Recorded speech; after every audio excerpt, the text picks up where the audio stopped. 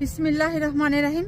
ভাই ও বোনেরা যে যেখান থেকে আমাকে দেখছেন এবং শুনছেন, আপনাদের সবাইকে আমার সালাম, আসসালামু আলাইকুম। আশা করি আপনারা ভালো আছেন, আমিও ভালো আছি। UK property gossip by Tasmina YouTube চ্যানেলের পক্ষ থেকে জানাই শুভেচ্ছা। আজ সেপ্টেম্বর মাসের 8 তারিখ রবিবার 2024। এই মুহূর্তে লন্ডনের তাপমাত্রা আছে 20 ডিগ্রি সেলসিয়াস। দুপুরের কাজ শেষ করলাম, এখন বাসায় ফিরে যাচ্ছি। এখন লন্ডন সময় 2:45। তো আজ আপনাদের সাথে হিরো আলমকে নিয়ে কথা বলতে চাচ্ছি। আজ বাংলাদেশে দেখলাম হিরো আলমকে কান ধরে উঠ বস করানো হচ্ছে। আপনারা সবাই দেখেছেন যে বাংলাদেশে বগুড়াতে হিরো আলমকে বেধড়ক মারা হয়েছে, কান ধরে উঠ বস করানো হয়েছে। এরপর কিল, ঘুষি, চর, থাপ্পড় ইত্যাদি তো আছেই। সবশেষে যেটা দেখলাম যে বেগুন ভাজা করা হয়েছে। এটা আমাদের একটা আঞ্চলিক ভাষা ব্যবহার করলাম, অর্থাৎ 2 হাত দুজনে ধরে আর 2 পা দুজনে ধরে যে আলগা করে নিয়ে যায়, ওটাকে বলে হচ্ছে বেগুন ভাজা। অনেকেই এটাকে বলেন যে চ্যাংতলা করে নিয়ে যাওয়া। যেটাই হোক, এজন্য আমি দুঃখ প্রকাশ করছি। এটি করা মোটেই ঠিক হয়নি। তো হিরো আলমের যেটি বক্তব্য যে তাকে এই মারধরটা কে করলো, তিনি ব্লেম দিচ্ছেন যে বিএনপির নেতাকর্মীরা এটা করেছে। এটা হিরো আলমের বক্তব্যে তিনি দোষারোপ করছেন বিএনপির নেতাকর্মীদেরকে। অপরদিকে এই হিরো আলমের মুখ থেকেই বের হচ্ছে যে তিনি যাচ্ছিলেন কোথায়।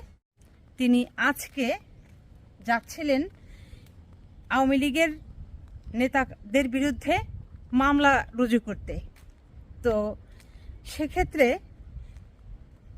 এটাও তো হতে পারে যে যেহেতু যাদের নেতাদের বিরুদ্ধে তিনি আদালতে কিংবা থানায় মামলা রুজু করতে যাচ্ছেন, তারাই উৎপেতে বসেছিল, তারাই এই কাজটা ঘটিয়েছে। এটা এমনও তো হতে পারে, কারণ যারা মেরেছে ওরা কিন্তু কেউ বলেনি যে আমরা বিএনপির লোক কিংবা আমরা বিএনপির নেতাকর্মী।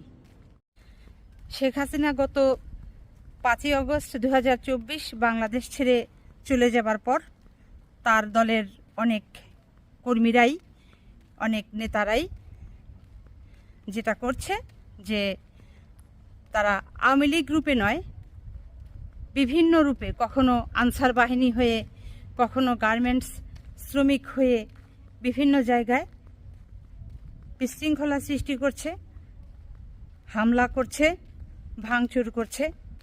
তো সেদিক থেকে বিবেচনা করলে গত কয়েকদিনের যে চেহারাটা, সেগুলো বিশ্লেষণ করলে বোঝা যায় যে যেহেতু হিরো আলম আজকে আওয়ামী লীগ নেতাদের বিরুদ্ধে মামলা দায়ের করতে যাচ্ছিল, হয়তো তারাই উৎপেতে, হয়তো তাদের পক্ষের লোকেরাই, দলীয় লোকেরাই উৎপেতে বসেছিল যে তাকে মারধর করবে। হয়তো সেটাই করেছে, সেটিই ঘটেছে। কিন্তু হিরো আলম সেটিকে, সত্যটাকে ধামাচাপা দিয়ে মিথ্যাকে প্রচার করছে। বাংলাদেশের লোকেরা, আপনারা এই হিরো আলমটাকে থামান প্লিজ। বাংলাদেশে আপনারা যারা আছেন, প্লিজ আপনাদের কাছে রিকোয়েস্ট, এই হিরো আলম ওনাকে আপনারা একটু থামান। উনি যা ইচ্ছা তাই করতেছে। উনি জনপ্রিয় একজন ব্যক্তি। গুগলে যদি সার্চ দেওয়া যায় ওনার নাম দিয়ে, তাহলে কি আসে যে তিনি কেন ফেমাস? মিউজিক ভিডিওর জন্য ফেমাস। ভাইরে হিরো আলম, তুমি মিউজিক ভিডিওর কাজ নিয়েই থাকো, ওটাতেই তোমাকে মানায়। তোমাকে আসলে ওটির জন্য তুমি উপযুক্ত। এই দয়া করে ভাই হিরো আলম, তুমি আর এই রাজনীতির মধ্যে এসো না। এই খামাখাম তোমার এমনিই নাই শরীরে মাংস, খালি হাড্ডি আর হাড্ডি, ওই বিচারপতি মানিক সাহেবের মতো। তুমি যেভাবে আজকে গুতা খাইলা, মার খাইলা ভাই, এভাবে খাইলে তো মারাই যাবা তুমি। কাজেই ভাই হিরো আলম, তুমি ওই মিউজিক ভিডিও বানাও, তুমি মিউজিক ভিডিওর জগতের হিরো নায়ক, ওখানেই তুমি মানানসই, তোমার জায়গাটা ওটাই অ্যাপ্রোপ্রিয়েট। কাজেই তুমি এই রাজনীতির মধ্যে ঢুকে এই মার গুতা খেয়ে কতদিন টিকবা ভাই বলো তো? তুমি থামো, তুমি তোমার ওই মিউজিক ভিডিও নিয়েই থাকো, তোমার রাজনীতিতে আসার দরকার নাই। তো আজ এখানেই শেষ করব। সবাই ভালো থাকবেন, সুস্থ থাকবেন এবং আমার জন্য দোয়া করবেন। আমার এই চ্যানেলটিতে লাইক, কমেন্ট, শেয়ার এবং সাবস্ক্রাইব করবেন। আসসালামু আলাইকুম, আল্লাহ হাফেজ।